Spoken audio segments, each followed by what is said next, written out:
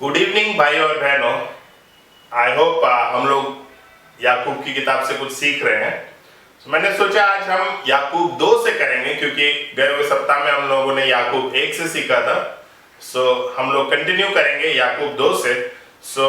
शुरुआत करने से पहले आइए हम परमेश्वर के पास जाएंगे और शुरुआत करेंगे। परमेश्वर बहुत ही आभारी है इस समय के लिए जो आपने सुंदर समय दिया, जहाँ पे हम सब भाई बहन यहाँ पे एकत्र हो सके, आपके वचन में देख सके परमेश्वर की किस प्रकार से हमें अपने जीवन को आपके वचन के अनुसार ढालने की जरूरत है। प्लीज मदद कीजिए, जब हम ये वचन सुने तो सिर्फ ना सिर्फ सुनने वाले बने, बल्कि उसके अनुसार चलने वाले बन सके। परमेश्वर बहुत ही आभारी है। ये सारी प्रार्थना यीशु मसीह के नाम से मानते हैं, आमीन। आइए हम चलेंगे याकूब 2 में, और मेरा सबसे पहला शीर्षक है पक्षपात गलत है।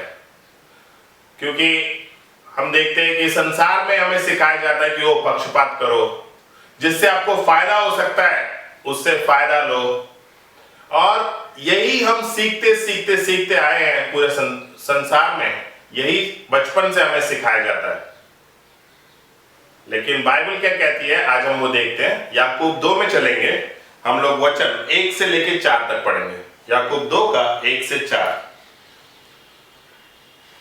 लिखा, My dear brothers and sisters, believers in our glorious Lord Jesus Christ must not show favoritism. Suppose a man comes into your meeting wearing a gold ring and a fine clothes, and a poor man in filthy old clothes also comes in. If you show special attention to the man wearing fine clothes and say, Here is a good seat for you, but say to the poor man, You stand here, or sit on the floor by my feet, have you not discriminated among yourself and become judges with evil thoughts?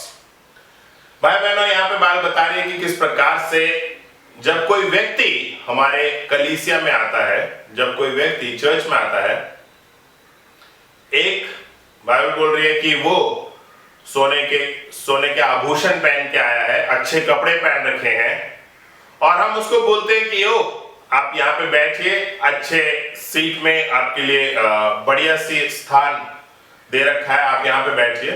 और एक और व्यक्ति कलीसिया में आता है जो थोड़े मैले कुचले कपड़े पहन रखे हैं और शायद दिखने में थोड़ा इतना अच्छा नहीं है, और उससे हम कहें कि तुम मेरे पैरों के पास बैठ। बाइबल कह रही है कि ये होता है पक्षपात दिखाना। एंड शायद संसार में हमें यही सिखाया जाता है कि जो अमीर है उसको इज्जत दो, उसके पास पैसा है। आई थिंक वही संसार में आप देखिए, मेरे पास बाइक और कार दोनों चीजें हैं। जब बाइक में जाता हूं तो पुलिस वालों का नजरिया एक तरीके से होता है, तुरंत चाबी खींच लेते हैं, साइड में लगाओ बोलते हैं। लेकिन वही जब कार में एक व्यक्ति ट्रैवल कर रहा होता है, उसको पूरे इज्जत के साथ पुलिस वाले देखते हैं। हम कलीसिया में ये चीज नहीं करते हैं। शायद संसार में हम लोग यही सीखते आए हैं, लेकिन परमेश्वर के राज्य में परमेश्वर किसी को अमीर और गरीब के रूप में नहीं देखता है। परमेश्वर नहीं देखता कि किसके पास कितना पैसा है, कौन सोने के आभूषण पहन के आया है और कौन गंदे कपड़ों में आया है। परमेश्वर हमारा दिल देखता है। एंड मैं बहुत प्रोत्साहित हूं, क्योंकि हमारे कलीसिया में ऐसे कभी भी डिस्क्रिमिनेशन नहीं किया जाता है, पक्षपात नहीं किया जाता है। हर एक को बराबर का मौका दिया जाता है और हर एक को एक साथ एक समान बैठने के लिए बोला जाता है। यस, कई बार चर्च में आते हैं तो हम कई बार हमारे दोस्त आते हैं और उनके लिए अगर सीट नहीं है तो हम चेलों को बोलते हैं कि ब्रो आप खड़े हो जाइए या सिस्टर आप खड़े हो जाइए, ताकि जो पहली बार आए हैं, जो हमारे दोस्त हैं, उनको हम स्थान देते हैं। I think brothers and sisters, हमें ये पक्षपात, अगर हम इस पक्षपात में हैं तो हमें उसे उठा के बाहर फेंकना है। परमेश्वर कभी पक्षपात नहीं करता है। परमेश्वर ने आपसे और मेरे से, हर एक व्यक्ति से जो इस पृथ्वी पर है, एक समान प्रेम किया है।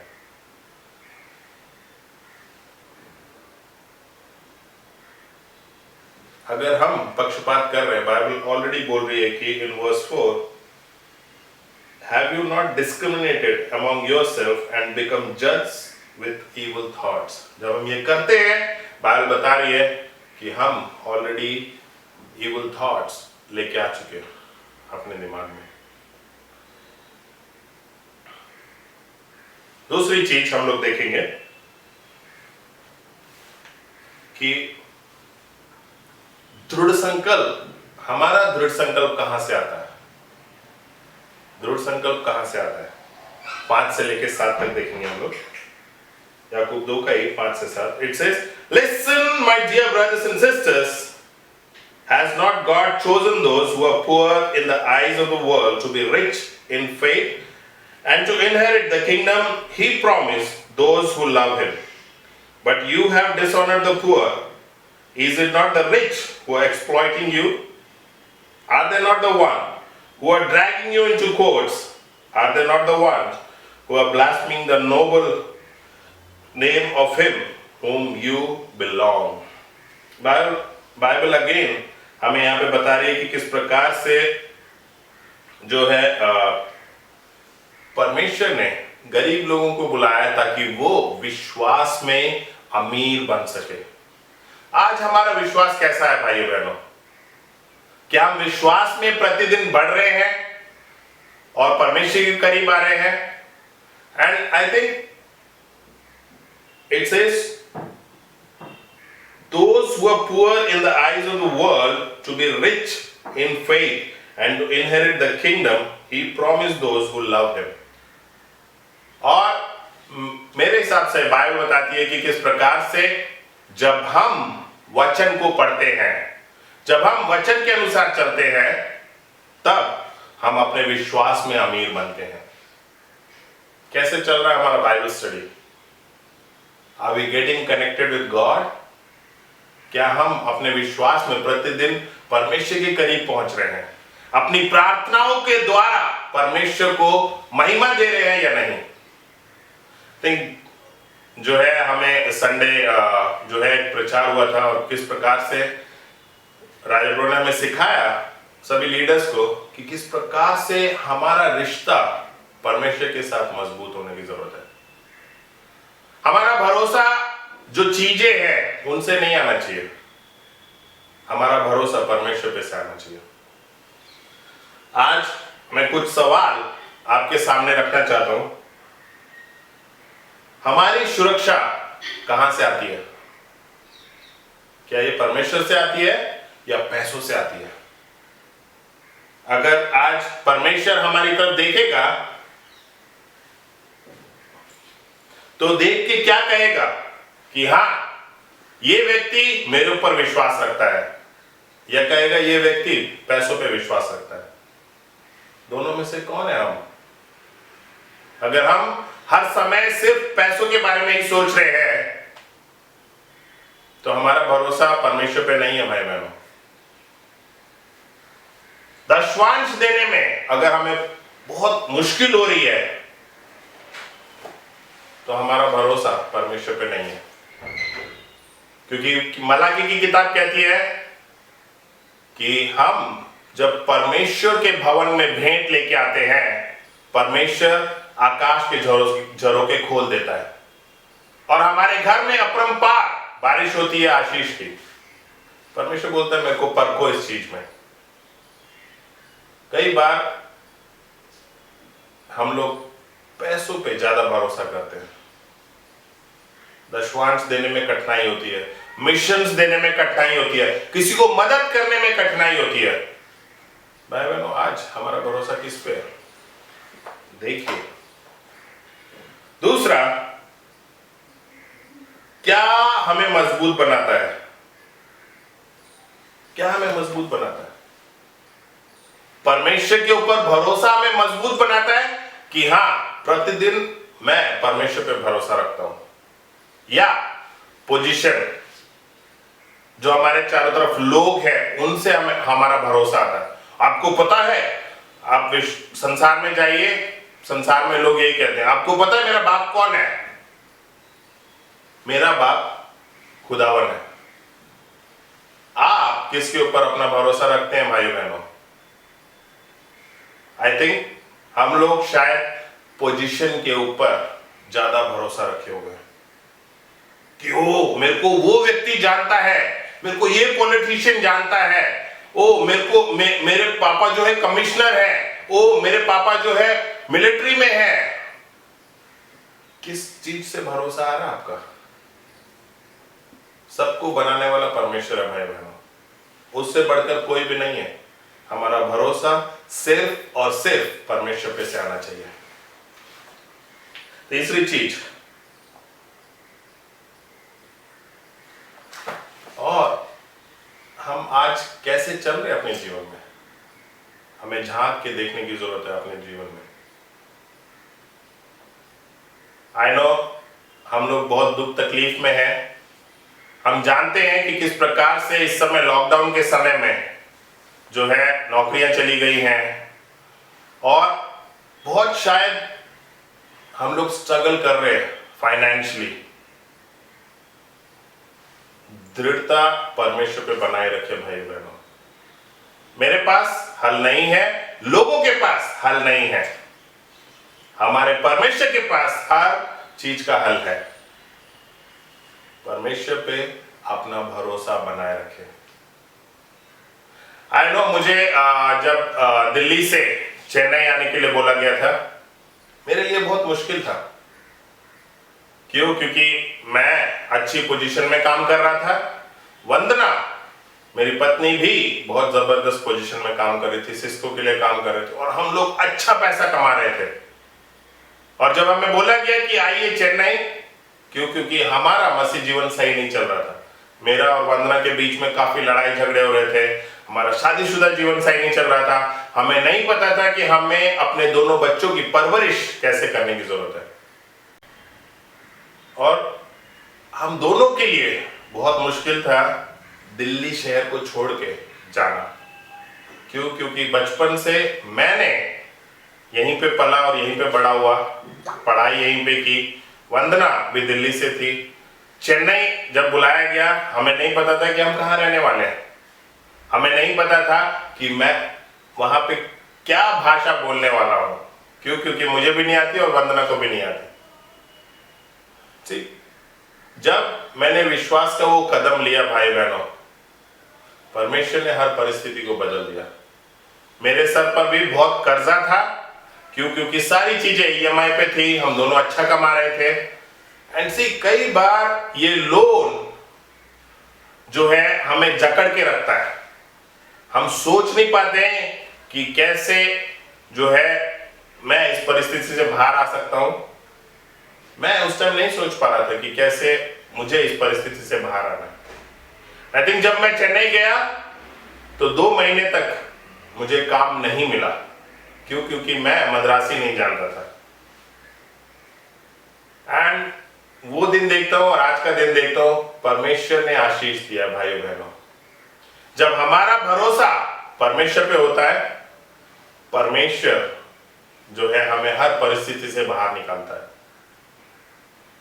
अब मैं जब बैठ के 2008 के बारे में सोचता हूँ, 2009 के बारे में सोचता हूँ, तो मुझे लगता है कि वाह, परमेश्वर ने हर परिस्थिति से बाहर निकाला।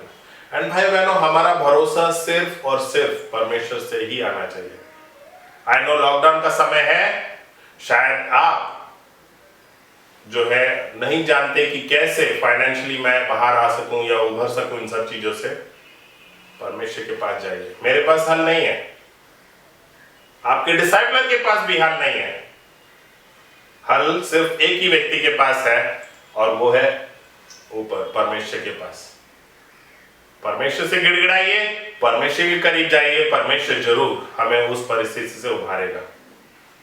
तीसरी चीज हम लोग सीखेंगे, अनुग्रह ही विजय दिलाएगा। अनुग्रह ही हमें विजय दिलाएगा। 8 से लेके 13 तक हम लोग देखते हैं, सेम याकूब 2 का 8 से लेके 13 तक। It says, if you really keep the royal law found in scriptures, love your neighbor as yourself, you are doing right। भाई बहनों, ये हमें थोड़ा सोचने की जरूरत है कि क्या हम आज अपने पड़ोसी से प्रेम कर रहे हैं। कैसा प्रेम? अपने समान। बाइबल कह रही है कि यू आर डूइंग राइट। जब हम परमेश्वर के प्रेम को दूसरों तक पहुंचाते हैं, हम अपने आप से सबसे ज्यादा प्रेम करते हैं इस विश्व में। अपनी खूब देखभाल करते हैं, चाहते हैं अच्छे अच्छे कपड़े पहने, अच्छा अच्छा खाना खाएं और शायद मसल्स बनाएं। हम अपनी देखभाल बहुत बढ़िया तरीके से करते हैं। बाइबल कह रही है कि love your neighbour as yourself. कैसे चल रहा है हमारा प्रेम हमारे पड़ोसी के प्रति? कि हम जा रहे हैं, उनको भी विश्वास बांट रहे हैं कि नहीं? क्या हम जा रहे हैं और लोगों को मदद कर रहे हैं कि वो परमेश्वर के बारे में जान सके? अरे कल का दिन, गए हुए मंगलवार को जो है हम लोग बैठे थे, गौरव, किरण और विघ्नेश, स्कारलेट, मैं, वंदना और मैंडी बैठे हुए थे। हम लोग डिसाइड कर रहे थे कि कैसे हम दूसरे लोगों तक पहुंच सकते हैं, कैसे हम दूसरे लोगों को मदद कर सकते हैं ताकि वो परमेश्वर के बारे में जान सके। और हम लोगों ने बाइबल टॉक फिक्स किया, गौरव, किरण ने और हैरिसन, ज्योति ने जो है अपने घर में एक बाइबल टॉक रखी, अपने सारे रिश्तेदारों को बुलाया और करीब 5 लोग उस बाइबल टॉक के लिए आए। और जब वो बाइबल टॉक हुआ, उसमें से हमें 2 स्टडीज मिली। भाई बहनों, बहुत जरूरी है कि हम वापस जो है बाइबल में जाएं, क्योंकि जब हम दूसरे लोगों के बारे में सोचने लगते हैं, तब परमेश्वर हमारे बारे में सोचना शुरू करता है। अगर हम अपने बारे में ही सोच रहे हैं तो परमेश्वर को जरूरत नहीं है आपके बारे में सोचने की, क्योंकि आप खुद अपने बारे में सोच रहे हैं। We got to love our neighbor as ourselves. I think अभी लॉकडाउन खत्म होते जा रहा है, हमें वापस एक दूसरे से मिलने की जरूरत है। लिस्ट बनाने की जरूरत है उन लोगों की लिस्ट जो सचमुच इंटरेस्टेड है परमेश्वर के बारे में जानने में। शायद आपके रिश्तेदारी में कोई होगा जो परमेश्वर के बारे में जानना चाहता होगा। शायद आप टटोल के देखिए, फेसबुक में शायद उनके डीपी पे चिपका होगा कि परमेश्वर महान है या परमेश्वर को ढूंढ रहा हूं। लोग परमेश्वर को ढूंढ रहे हैं भाई बहनों। आप ही वो एक किरण है जिसके द्वारा उनको उद्धार मिल सकता है। We got to start loving our neighbor, भाई बहनों। हमें अपने पड़ोसी से अपने समान प्रेम करने की जरूरत है। कैसा चल रहा है? लॉकडाउन में शायद हम लोग इतना लॉक हो गए हैं कि सिर्फ अपनी परिस्थिति के बारे में, अपने परिवार के बारे में, अपने बारे में शायद हम यही सोच रहे हैं। समय है जब सब कुछ अनलॉक हो रहा है, हमें जाने की जरूरत है और लोगों को परमेश्वर के बारे में बताने की जरूरत है। आगे देखते हैं 9 से, वचन 9 से। But if you show favoritism, you sin and are convicted by the law as lawbreaker. For whoever keeps the whole law and yet stumbles at just one point is guilty of breaking all of it. For he who said, "You shall not commit adultery," also said, "You shall not murder." If you do not commit adultery but do commit murder, you have become a lawbreaker. Speak and act as those who are going to be judged by the law that gives freedom, because judgment without mercy will be shown to anyone who has not been merciful. Mercy triumphs over judgment. भाई बहनों, यहां पे बात बता रही है कि किस प्रकार से परमेश्वर, जब हम कोई भी वाचा तोड़ते हैं तो हम लॉ ब्रेकर कहलाते हैं। इससे फर्क नहीं पड़ता कि ओ मैंने झूठ बोला, तो मेरा पाप छोटा है। ओ उसने व्यभिचार किया तो उसका पाप बड़ा है। आपने झूठ बोला, आपने भी परमेश्वर की वाचा को तोड़ा है। उसने व्यभिचार किया, उसने भी परमेश्वर की वाचा को तोड़ा है। तो यहाँ पे फर्क नहीं पड़ता है कि आप कितना बड़ा सिन, कितना छोटा सिन। क्यों? क्योंकि परमेश्वर ने झूठ बोलने के बारे में भी उसी परमेश्वर ने बात की है कि झूठ नहीं बोलना चाहिए। वही परमेश्वर हमें बोलता है कि हमें व्यभिचार नहीं करना चाहिए। जब हम उसका वचन नहीं रखते भाई बहनों, we all are called law breakers. हम वचन तोड़ने वाले बनते हैं। भाई बहनों, how is the purity going on? How is it? क्या हम पवित्र हैं अपनी नजरों में? जब हम भाई बहनों को देखते हैं, जब हम उनको मिलते हैं, जब हम हक देते हैं, तो क्या पवित्रता है हमारे दिमाग में, हमारी आंखों में, हमारे दिल में? पवित्रता होने की जरूरत है भाई बहनों। आई नो मसीह में आने के बाद भी मैं कई बार इस चीज में पड़ा, जहां पे मैं वापस इंटरनेट पोर्न देखने लग गया। एंड भाई बहनों, जब हम ये गंदी पिक्चरें देखते हैं तो हमारे दिमाग में सिर्फ वही घूमता रहता है, और हम किसी को भी सही दृष्टि से नहीं देख सकते हैं। हर एक को वही गंदगी से ही हम लोग देखेंगे। क्यों? क्योंकि हमारा फिल्टर सही नहीं है, आंखों का फिल्टर। पवित्रता बहुत जरूरी है भाई बहनों। कैसा चल रहा है हमारा एक दूसरे के साथ प्रेम? क्या हम माफ कर रहे हैं एक दूसरे को? परमेश्वर कहता है कि अगर हम अपने भाई या बहन को जो हमारे सामने उसको माफ नहीं कर सकते, तो सब कुछ व्यर्थ है। कितने जल्दी हम लोग क्षमा करते हैं। शादीशुदा जीवन में क्या आप अपने पति या पत्नी को, कौन है जो सबसे पहले माफ करता है? Brothers and sisters, it says, speak and act as those who are going to be judged by the law that gives freedom, because judgment without mercy will be shown to anyone who has not been merciful. बात कह रही है कि यदि हम न्याय करेंगे और अनुग्रह नहीं रखेंगे तो हमारे साथ भी ऐसा ही होगा। आई नो कई बार हम लोग सोचते हैं, ओ ये कितनी बार यही पाप करेगा, मैंने इसके लिए इतना कुछ किया, इतना प्रेम दिखाया, और वापस में हमें शायद बुराई मिली। यीशु मसीह के साथ भी यही हुआ था। उन्होंने किसी भी तरीके की कोई बुराई किसी के साथ नहीं की, अच्छाई की, और उन्हीं लोगों ने उनके साथ बुराई की। Brothers and sisters, mercy triumphs over judgment. अनुग्रह जो है न्याय से बढ़कर है।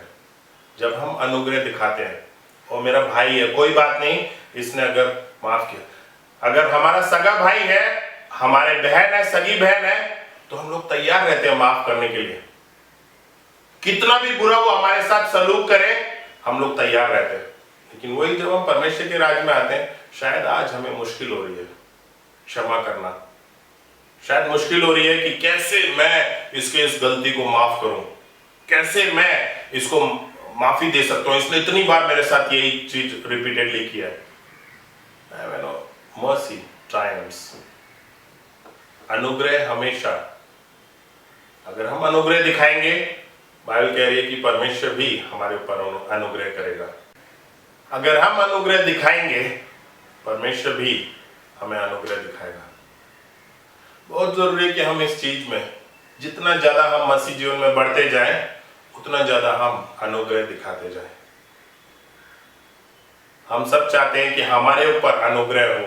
ओ, मैं कोई गलती करूं तो उसको मुझे अनुग्रह दिखाने की जरूरत है। हम किसको अनुग्रह दिखा रहे हैं? We got to think, because Bible says mercy triumphs over judgment. न्याय के ऊपर है अनुग्रह। सो हम न्याय करना बंद करें और लोगों को अनुग्रह दिखाना शुरू करें। हमारे ऊपर अनुग्रह किया। मैं जानता हूं 24 साल मसीह जीवन में हूं और मेरे ऊपर हमेशा अनुग्रह ही रहा है। परमेश्वर का अनुग्रह, कई बार डिसाइपलर का। मैंने बहुत सारी गलतियां की है भाई बहनों, फिर भी परमेश्वर ने मुझे अपने राज्य में रखा है उन गलतियों के बावजूद। कितनी बार मैं वापस अपने पाप में गया, कितनी बार मैंने व्यभिचार किया और कितनी बार मैं वापस स्मोकिंग ड्रिंकिंग में गया, परमेश्वर ने फिर भी अनुग्रह दिखाया। बहुत जरूरी है भाई बहनों कि हम वही अनुग्रह अपने भाइयों और बहनों को दिखाएं। 3 चीजें आज हमने सीखी। पहला, पक्षपात गलत है। जब हम कलीसिया में आते हैं तो हम किसी तरीके का पक्षपात नहीं करते। क्यों? क्योंकि परमेश्वर ने किसी तरीके का पक्षपात हमारे साथ नहीं किया। दूसरी चीज हमने देखी, हमारा दृढ़ संकल्प कहां से आता है? दृढ़ संकल्प सिर्फ और सिर्फ परमेश्वर से आना चाहिए, ना कि पैसों से, ना कि पोजीशन से, और ना कि हम किसको जानते हैं, कौन हमारा परिवार कौन है। सिर्फ और सिर्फ हमारा दृढ़ संकल्प परमेश्वर की ओर से आना चाहिए। तीसरी चीज हमने देखी कि अनुग्रह जो है हमेशा ऊपर रहता है न्याय के। सो आइए हम अनुग्रह रखें अपने जीवन में, अनुग्रह रखें दूसरों के जीवन में। आइए हम प्रार्थना करेंगे और फिर समाप्त करेंगे। परमेश्वर, बहुत ही आभारी हैं परमेश्वर, जो आज हम वचन से सीख पाए परमेश्वर याकूब 2 से, कि किस प्रकार से आप अनुग्रही परमेश्वर हैं। आप हमसे चाहते हैं कि परमेश्वर हम अपने पड़ोसी को अपने समान प्रेम करें। परमेश्वर प्लीज मदद कीजिए ताकि हम और भी लोगों के पास जा सके और आपका प्रेम उनके साथ बांट सके। परमेश्वर बहुत ही आभारी हैं क्योंकि आपने हम पे अनुग्रह किया है। प्लीज मदद कीजिए ताकि हम वो अनुग्रह बाकी लोगों को भी दिखा सके। परमेश्वर हमारा दृढ़ संकल्प सिर्फ और सिर्फ आप में होना चाहिए। परमेश्वर प्लीज मदद कीजिए ताकि हम अपना भरोसा आप पे से ही पा सके। बहुत ही आभारी हैं। ये सारी प्रार्थना यीशु मसीह के नाम से मांगते हैं। आमेन। See you brothers and sisters